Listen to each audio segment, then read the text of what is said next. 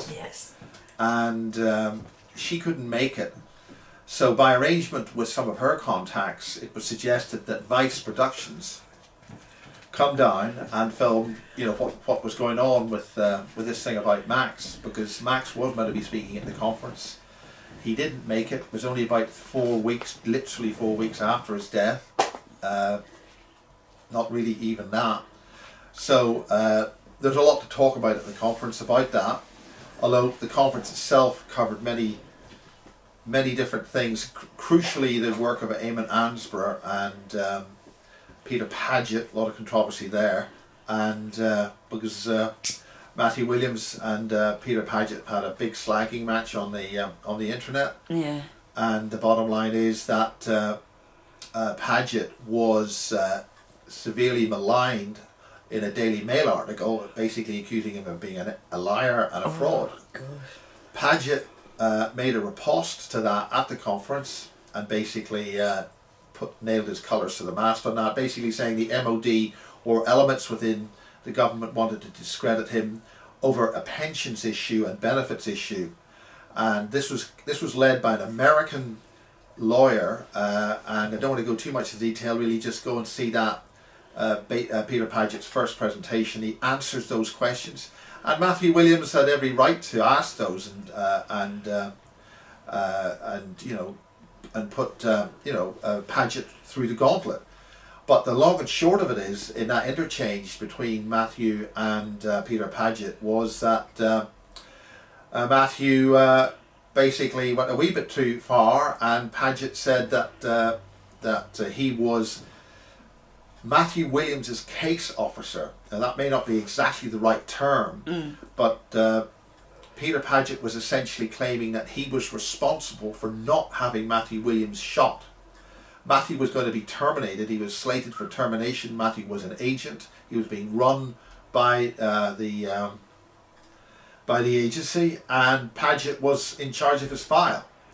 And that's on the email exchange between the two. Obviously, Matthew denies that. There is an awful lot of words and things there. So really, that needs to be, people need to just chase that up individually.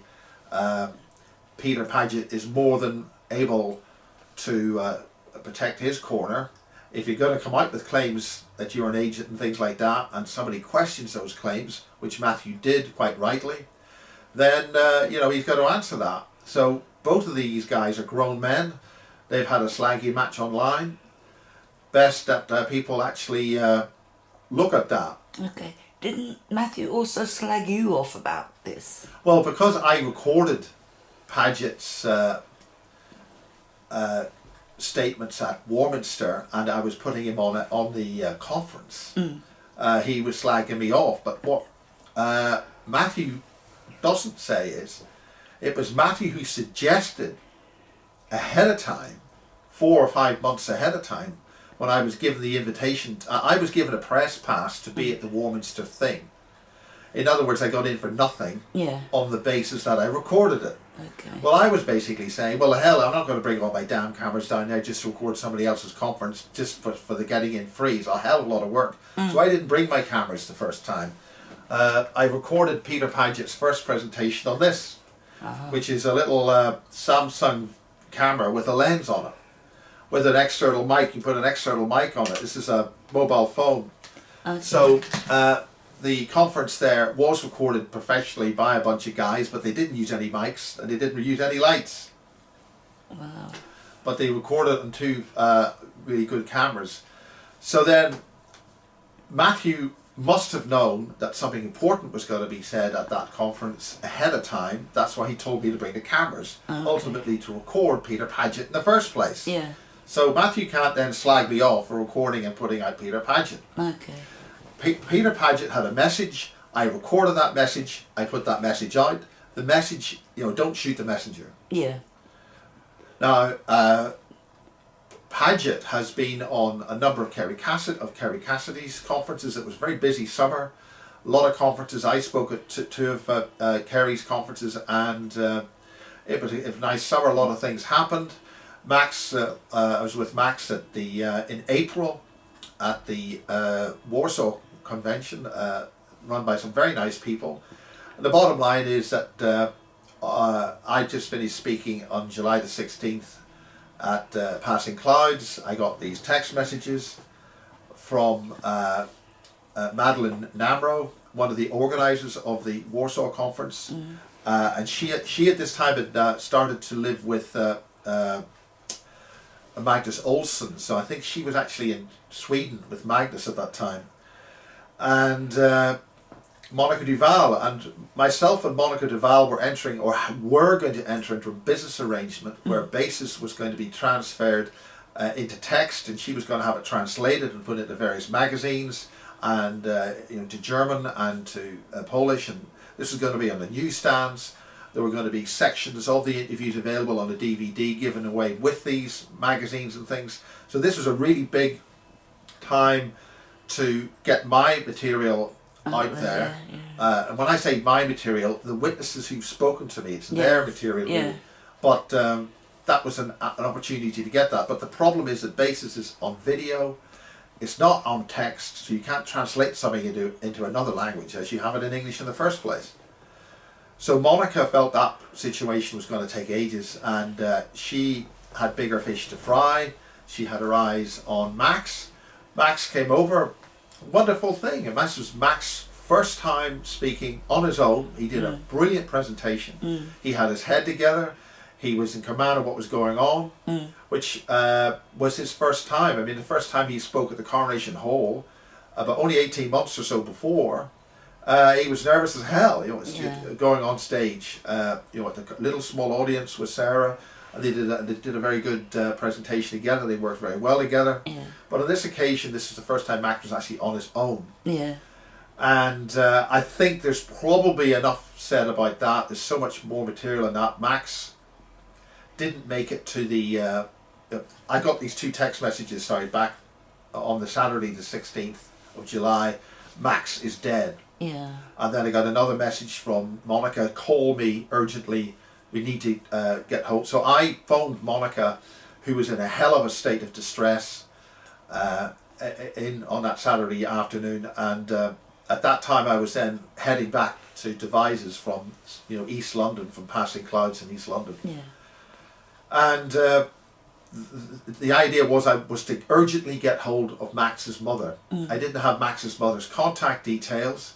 The last time I spoke to Max's mother, I think, was in Broadstairs, where we did the first series of interviews with Max and Sarah in that very lovely Victorian apartment in Broadstairs.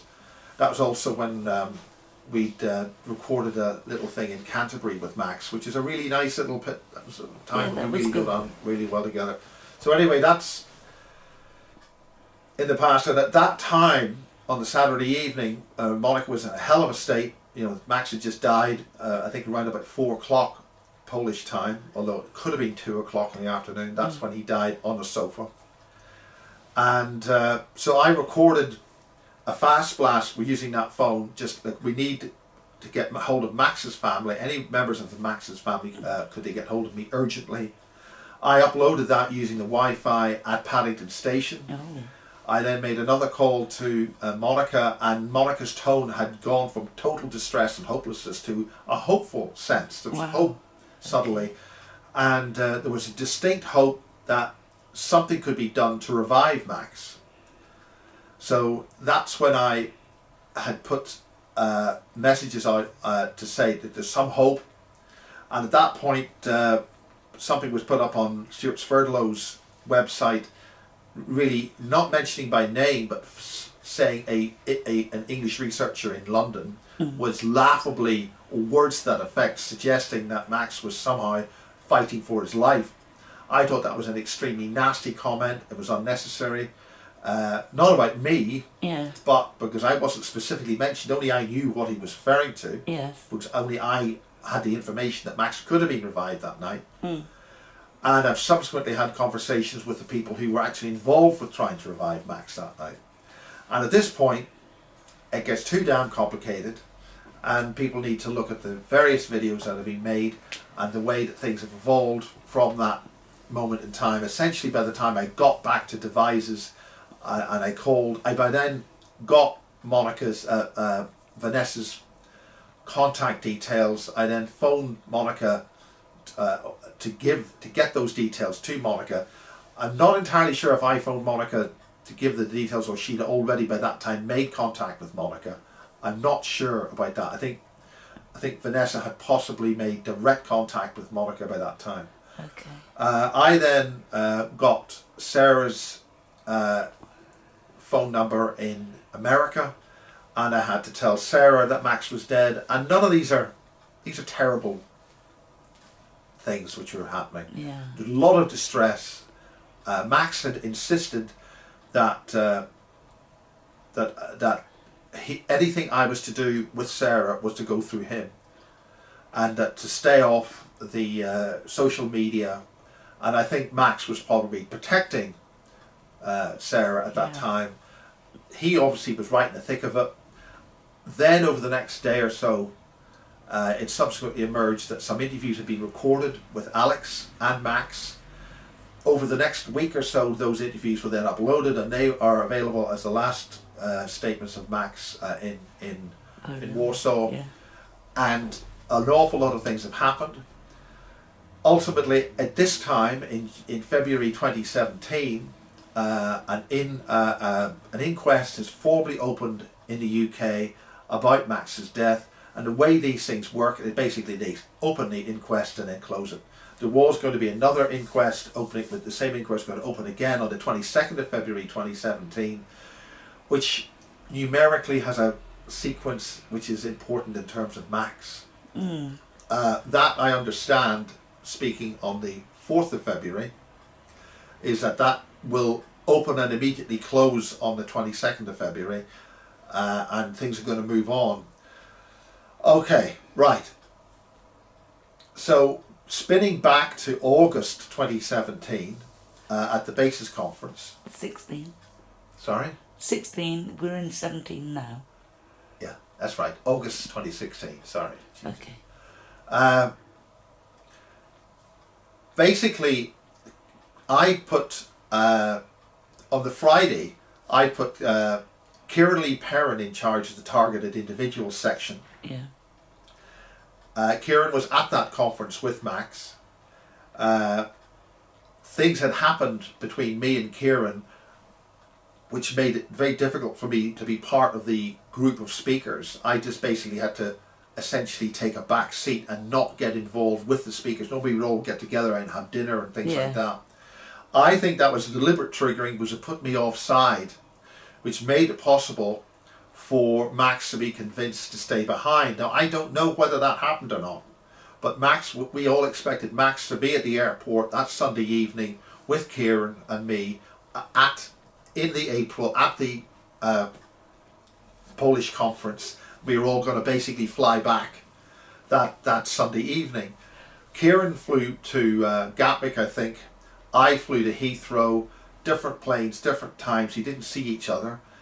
Kieran was extremely hostile to me immediately before the conference, so we weren't going to talk. I wasn't going to be even seen in a lift shaft with Kieran. I wasn't going to have a scene in Poland. When I got back home, next day, Kieran turns up with an American friend, very nice lady from the States. She'd been out in Warsaw.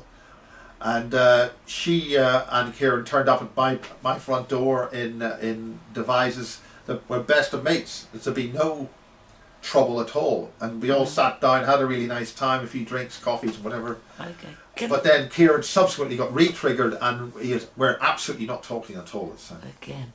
Okay, can I just stop you there for a brief minute, because you're talking about your conference on... I've switched back to April You talked about the August conference. Sorry, I introduced August. The point is, that was the set. That's what happened, which at that point Max stayed behind in Poland. But he was already dead, was he not? No, in April he stayed behind. In April, He died on Saturday afternoon, the 16th of July. Yeah. So the August follows... August, a month later, the 13th, 14th and 15th, that's 4 weeks later, I think. It's 4 calendar weeks, 4 weeks later. Yeah. he was to be speaking at the Bases Conference. Sure. Because things had moved very rapidly after the announcement of his death on July the 16th, I put Christine Joanna Hart in charge of the events about Max. Christine Hart had interviewed Max many times on her radio show, and with me. So she was going to basically put that basic afternoon together, because we brought the opening of the conference up to much earlier, to I think 2:00 on the Friday afternoon. Yeah. So the whole point of that afternoon was to discuss and talk about Max, about what had happened, whatever was. That was basically Christine Hart's gig. Christine, for whatever reasons, did not come. Yeah. She just sent Paul, the former boyfriend, and then Sarah was there, and Taj and Sarah basically worked together, because during that period of time, Taj and Sarah had were working closely together.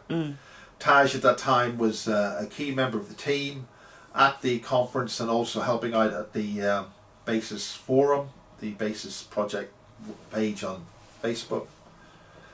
And that afternoon then became the thing for Max, and then the evening was the thing with Kieran Lee Perrin. Yeah. Because some arrangement happened with Christine Joanna Hart, and it was suggested by, I think, another individual that Vice Productions, Vice.com, who's a relatively new company in this field, was going to send a documentary team down to film around the conference. Now, originally, there was going to be Channel 4 team there to record Christine Joanna Hart, because Christine Hart has been involved with the Panorama program and a Channel 4 program, and been on, I think, a Channel 5 news program about various things in her sphere of influence, which I won't go into because it's quite complicated. It involves, well, I don't want to go into it. That's her scene. You talk to Joanna Hart about that. She didn't come. Vice Productions did come, and not Channel 4. Yeah. There were other speakers who decided to cry off. Karis Louis, because there was going to be a Channel 4 crew there, and because Max, she felt, was stealing her subject, which she'd started to speak about, the Fae. Yeah. And there was a hell of a row about that. She was very insulting towards me online, so I just says, well, bugger this, if you're going to be like that, I pulled all her videos. Now she subsequently got all her interviews. That's a lot of television, those interviews with Cara. And it's a lot of my work, a lot of my time. Yeah. And when I take it down and delete it, I don't do that too often. Yeah. There's one thing taking video down. It's the first time I've ever actually deleted the edits and the source material. Wow. People think they can just use my time and my house and things and to promote their own agenda, and then just have a hissy fit and just, well, it's not. It doesn't work that way. No. Basis cost me a huge amount of money, and it's anyway. The point is that Vice Productions started filming at the Basis 2016 conference, and they did a lot of filming, did a lot of interviews with people like Dave Marrow, who is part of the so-called Super Soldier set, with James Casbolt, Matt Todd, Sarah Stanger, James, did I mention James Casbolt? You did, yeah. Max, that group of individuals. Matt Todd is the guy who took the video of Dave Marrow with the creature in the lower back and did a measurement with a scanner. He's the guy who did that, and he got massive readings of Dave Marrow's back. Yeah. Dave Marrow is the black guy who I interviewed, and he talks about hulking out, and he has been he's got difficulties, and he has been getting attention for that, and it was a real major thing for him to come to that conference. He had certain things he needed to tell us, and the bottom line is that the killing of Max, or the death of Max Spiers, has really put the cat among the pigeons in certain quarters. Yeah. And for Dave to turn up at the conference, because there was an episode privately between me, Miriam and Dave in a certain place not far from Glastonbury, where I interviewed Dave, and he had a lot of stuff he needed to tell me. He invited me into this place, and we got to a certain point where a certain young child, which is often in the newspapers, was discussed, and at that point a number of individuals walked in and stopped the interview, demanded deletion of the interview, and the shit hit the fan there. So the individuals there said that they wished they deleted Dave Marrow's original interview and that it had never gone out. So when Dave then turns up at the conference, that's a big change in events. Yeah. And I don't want to go too much further than that because it involves personal issues between other individuals. So the long and short of it is that Vice Productions have done a lot of filming. They've spent a lot of time with me, and God knows what I've been saying. They've spent a lot of time with Christine. They've been shooting Christine on air. I think they've interviewed Taj, they've interviewed Dave Marrow, they've interviewed a lot of people. Mm. So they have been having this idea of having this edit go out. It could have gone out before Christmas. We're now in February. It still hasn't been edited. I had a chat with them and saying, look, it is ridiculous that you have shot all this material and you're only going to have a 48 TV minutes of all that material. Gosh. So as of February now, that's going to go into 8 productions. Okay. 8 different documentaries. All of 14 minutes or more? Oh no, 48 minutes. Yeah. Television is a television hour is 48 minutes. Okay. If you've got a lot of commercials, it's only 42 minutes. Okay. And that includes your opening and closing titles and break bumpers for your commercials. Okay. So you can take another 2 minutes off that. You've only got 40 actual active television minutes, Okay. if you're lucky, Yeah. in the real commercial world. Yeah. Vice are, as I say, an emerging television documentary thing on many different subjects. They're mainly online, but they've now got a Sky channel, so they're available on the Sky platform. And this is a major subject, it's very sensitive. The crew work very closely with the crew on that. I have no idea what they're going to come up with. It's up to them. Whatever they do, that's up to them, right? It's their show, right? Yeah. Yeah. They've got the ability to transmit. They've done it, put the investment in to do that. And you should always respect the edit, even though the very first mainstream documentary, Confessions of an Alien Abductee, was a hatchet job on the witnesses, and that ended up a right bloody mess. But it did get the message across to the teenagers and the younger children. Yeah. We've spoken about that before.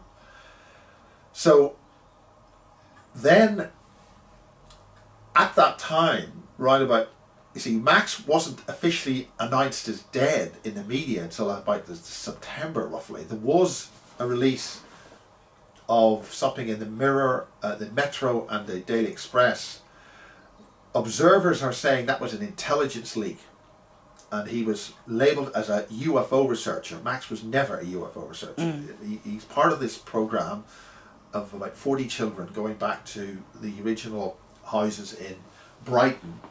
And over Christmas, somebody sent me a photograph, a friend sent me a photograph of a builder's hoarding, which protecting a building site, had a lot of graffiti on it. And this occasion, it had lots of chemtrails and other things which would illustrate this subject that we talk about. And at the top of it, it had Max Spiers, R.I.P. Okay. And that's because Max spent his early years there with James Casbolt, with these children in Brighton. Brighton is known for certain aspects of the mission, and in fact, I was only told a couple of days ago that it was Brighton. That's where James Casbolt carried out his first assassination. So that's a further indication of James Casbolt's veracity or validity. He is used for assassinating individuals.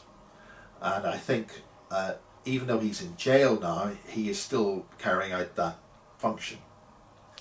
there's three individual sources of information which say that he was used to terminate a certain individual in a group of islands off the south east coast of the United States. But not once he was in jail, or is he? Yeah. Really? Yeah. Well, when you're in jail, you're basically property of the government. Yeah. And it's not unheard of individuals who are under government custody to do what they're told by the government. Okay. It's not unknown. You're still a prisoner at Her Majesty's pleasure. And what you're used for, whether it's, sweep the streets or bump people off, you're still under supervision. Yeah. You're still in custody. Okay. Right? Yeah. So on the James Casbolt side, he won an appeal to greatly reduce his sentence, and that means he should be getting out due to parole and all sorts of things like that, I think in 2018. Okay. But he will still be under license, I think, until his sentence was reduced. I roughly speaking, it was a roughly halved. Okay. But I don't have the details of that. The bottom line is that's good news for James. Yeah. It's also obviously the people that he caused harm to. I mean, he did what he did, and he's gone to jail for it. Right? That's it. Judges have decided the sentence was excessive, so that's due process. That's the law. Yeah. They've decided to do that, and that's it. Right. Okay. As a result of all this, I was asked to appear on BBC Radio 4, and I recorded about a 5-minute interview with your man Mayer, Eddie Mayer of BBC Radio, of the PM programme. They put the majority of that interview out. It was recorded at 2:30 in the afternoon, and they put it out at 5:30. And I was able to, they edited in, they treated it very seriously, and they included my statement that there's one of the aspects of the alleged death, the alleged killing of Max, is one of the wackiest and most far out aspects of what happened when he died, which Sarah actually mentioned at the conference. So this is in the public domain. Yeah. Was that he was essentially going to be sold. His soul was going to be sold on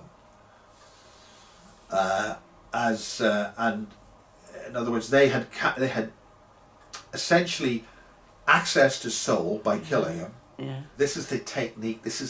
I'm not saying this is what happened. I'm saying this is what has been described by certain individuals. Yeah.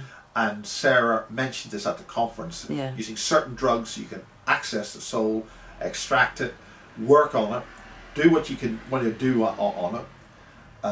And we leave the details of that out, put the soul back in the body, and then bingo, the body has to be demonstrated to be working.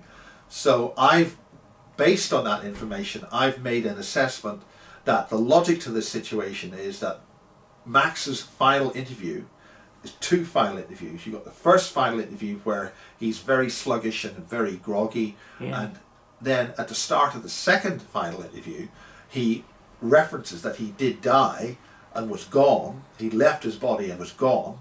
He then came back, because that's how he's able to speak, in the second last interview, Good God. where he's a lot more alert and coherent. And then after that, you have a situation where all of this is off camera, not in vision. Max is not in vision.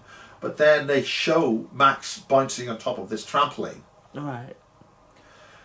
Observers, and I talked to Taj about this, I says, is this kind of thing known? And Taj did a little bit of research, and he came back and says, yes, this kind of phenomena of selling a soul for market is in various circles is not unknown, right? Wow. The point about the BBC was that I was able to mention that they were able to work on Max after death. The whole point about John Irwin's book One Step Beyond, the 16, specifically is about him in 1957 trained and specially trained with a special technique. After death, he was brought out of body, went through the death experience many times, and was trained and exposed to many things. Wow. Right? So the concept of accessing somebody after death, working on them, doing training and other things, and then putting that soul back in the body and then bringing the person back to consciousness. They were doing that in the British Army in 1957. God. So the idea that something similar has happened to Max in 2016 ain't rocket science. Yeah. The BBC decided to include that basic reference in the PM programme, Prime Time at Radio 4. Yeah. As a result of that, BBC digital documentaries have made a decision, for whatever reasons, that's up to the BBC, Yeah. to make a documentary about this. Wow. The BBC's angle on this, we will find out. I was interviewed by the BBC about 2 or 3 days ago. Yeah. They spent several hours, about 5 or 6 hours, doing that. And the bottom line is that'll be for about 3 television minutes. So, this is the reality of a 40-minute program.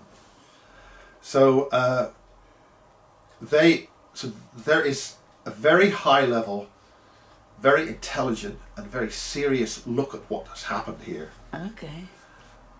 The idea that Max is going to be basically done away with and ignored and forgotten about on the basis that he was a naughty boy, he did do drugs, he did take heroin, and he, God bless you, I think he womanized. My God, what a bad person. In the scale of things, that is absolutely part and parcel of sort of MK Ultra programming, where addictive tendencies are programmed into you to do certain things. So that does, Max, we know his mother, we're not painting Max as some kind of saint here, No. but he is dead. Things happened. There is a police investigation, there is an Interpol investigation, so there's not much point in saying much more about that. That's happening. The BBC's doing a documentary. Vice have done a documentary. They're going to do 7 more about the related other subjects that were at the conference and what's being said about this whole thing. Okay. And that's basically it as far as the documentaries are concerned. When they'll air, we don't know, but the BBC have basically hinted that they want to get a documentary out before the inquest, and then they'll get something out when they actually have a report from the inquest. Yeah. Michael Shrimpton has pointed out that Max was probably murdered by what's called the DVD, which is a German intelligence agency, which put Hitler in power. Yeah. And in 1942, they made a decision that they were going to militarily lose the war in Germany. So the military war which went in and took over Germany was basically for show. Killed a lot of people, but the Germans then had already started to infiltrate all Western powers and governments. For instance, in Britain, we all lost a huge portion of our railways in the early 1960s. Lord Beeching, I think it was. And he was a German spy, and he specifically did that to cause havoc and chaos within the British rail infrastructure. Nowadays we're trying to open all these things up to get things going again. It's taken 40 years, 50 years. This is done in the early 60s. Yeah. So he was a German spy. Now, Shrimpton is basically saying that the British Cabinet Office is controlled by the DVD. God. Which means that all British Prime Ministers and all governments since the war have been de facto controlled by German intelligence. Yeah. Because if you look at Yes Minister, it's the civil servants who do the business. Yeah. And the ministers who are only there for a few months, it's whatever is given to them, whatever is shown to them, that ultimately is in control by this German intelligence group. Wow.